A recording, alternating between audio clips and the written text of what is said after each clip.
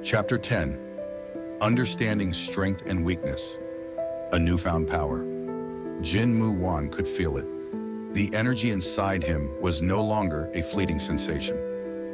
It was real.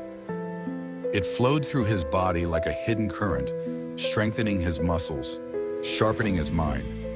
His movements felt lighter, his strikes faster. Every step, every breath, everything felt different. For the first time since he arrived in this world, he felt powerful. But that feeling was short-lived. His master had been watching him train in silence, as he often did. Today, however, there was something different in his eyes, a hint of amusement. And then, he spoke. "You think you've made progress?" It wasn't a question. Mu-wan hesitated, then nodded. "I can feel the energy inside me. My body is changing." His master exhaled through his nose. Not quite a sigh, not quite a laugh. "So you think you're strong now?" Mu-wan opened his mouth and stopped. The way his master said it made something in his chest tighten. It was a trap. But before he could figure out how to respond, his master took a single step forward, and Mu-wan's world collapsed. A mere fraction of true power. The air changed. The trees trembled.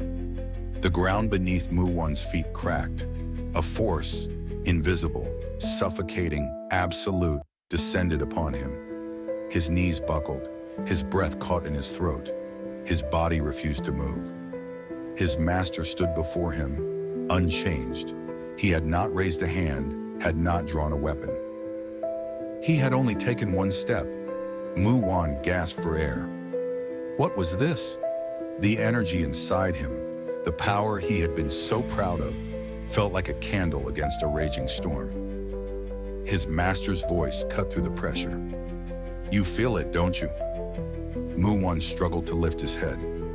"That difference," his master continued, "between you and me." Mu-wan's hands trembled as he pressed them against the ground, forcing himself up. He refused to kneel. But his master only watched, unimpressed. "You are a frog at the bottom of a well," he said. "You caught a glimpse of the sky and thought you understood the heavens."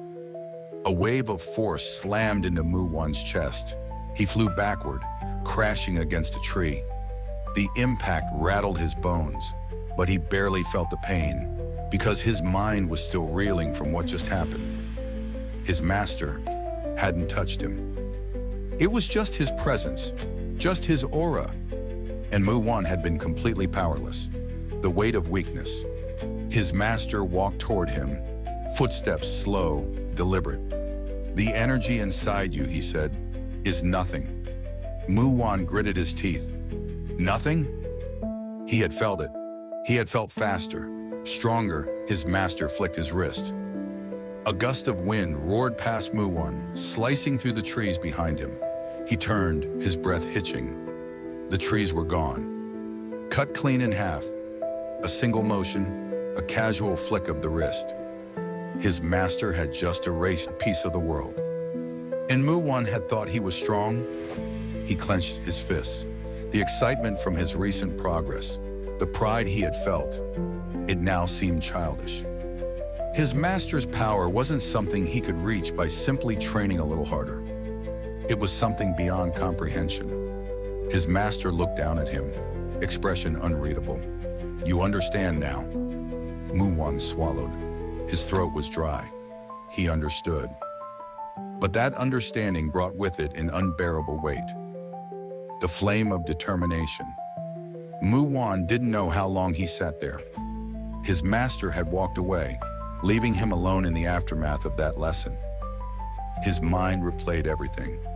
The suffocating pressure, the effortless destruction, the sheer gap between him and his master. It wasn't fair. It wasn't just a difference in skill. It was a difference in existence. Was this what true power was? Was this what it meant to stand at the peak? Mu-wan exhaled slowly. The despair in his chest. It was real. It was heavy. But something else burned beneath it. A fire. This feeling, this humiliation. It would not break him. It would fuel him. He had seen true power. He would reach it, no matter how long it took, no matter what he had to do. Jin Moo-won clenched his fists. He was weak, but he wouldn't stay that way forever. This was only the beginning.